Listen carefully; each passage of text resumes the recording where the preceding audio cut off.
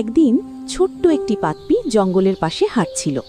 হঠাৎ সে দেখে একটি ইঁদুরকে সাপ ধরে ফেলেছে। ইঁদুরটি ভয়ে কাঁপছিল। পাপ্পির মনটা খুব নরম ছিল। সে জোরে ঘেউ ঘেউ করে আর লাফিয়ে সাপটাকে ভয় দেখায়।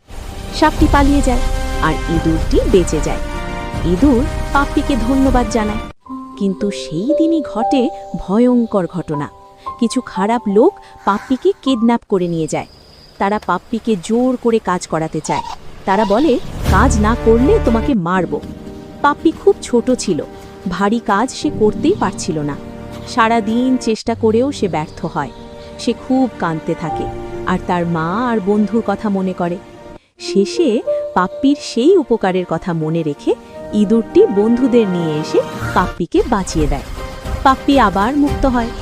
শিক্ষা, যে অন্যের উপকার করে বিপদে সে কখনো একা থাকে না।